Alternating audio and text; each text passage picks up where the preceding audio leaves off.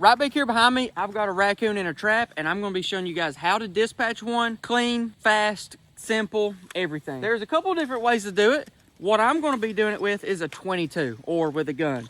This is a 22 bullet, you can check it out. It's pretty much the smallest, cheapest, simplest bullet that they make.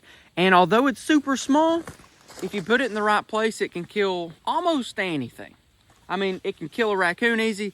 Same thing I use for coyotes. Same thing I'll use for possums, bobcats, beaver, if I get one of those still alive. Pretty much, if you have an animal in a controlled environment, a 22 can dispatch everything. When it comes to a 22, two places you can shoot them. First, you can shoot them right here in the lungs, which is right behind the shoulder, just like you'd want to shoot a deer. If you're wanting to get it mounted, I would say do that. What's going to happen, it's going to go through both lungs.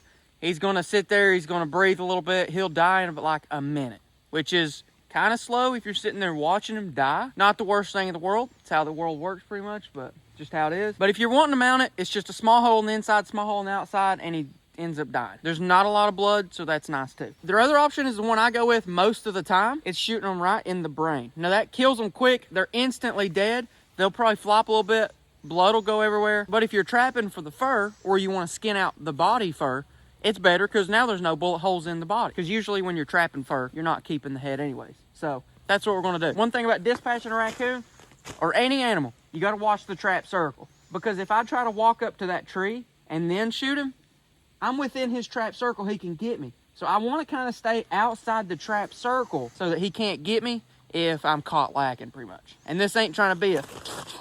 We're not trying to do that. We're just trying to make a nice, simple... As for pistol, rifle, either one works. But honestly, a rifle, especially one with iron sights, you can just look down the barrel and put it where you want it. Before we do this, I'm just trying to cover everything, but we're about to get into it. Here's some common mistakes I see. Is it's at this distance, someone's going to aim with their scope.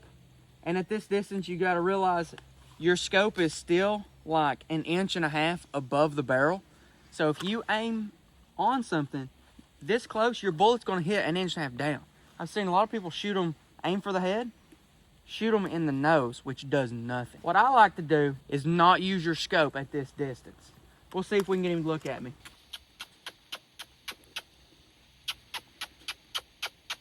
All right, we took a freeze frame right there. I put a red dot. That's where you want the bullet to go. You got to aim according to what you're using. If you're using iron sights, you can pretty well aim right there. If you're using something like a scope, I would say turn your thing a little bit and try to not use the scope, but look down the barrel. And this is what I end up doing. I don't use the scope. I turn the gun on its side and literally look down the barrel. So my view would end up being something like that.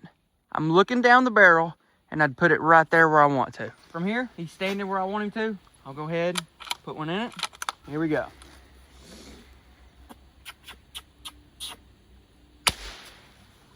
Just like that, he goes down, he is dead. Raccoons, they flop, but he's as dead as it gets right there. Because it went through the brain, and that's what needed to happen. It didn't go through the nose, it didn't go through the ear, it didn't escape his head, it went straight through the brain.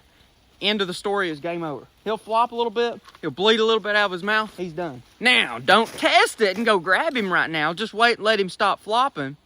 But he's done, so we're gonna let him stop flopping. That way we know he's dead, because sometimes they're not. We don't want to find out he's not, because raccoons have rabies. Mostly every wild animal can have rabies, so try not to get bit. How about that? See that right there?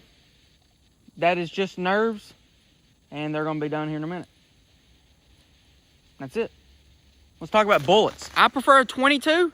What if you have like a 223? Something a lot bigger. That's fine. It's going to be a lot louder. It's going to be overkill. It might damage the fur a little bit more. Hey, a game's a game.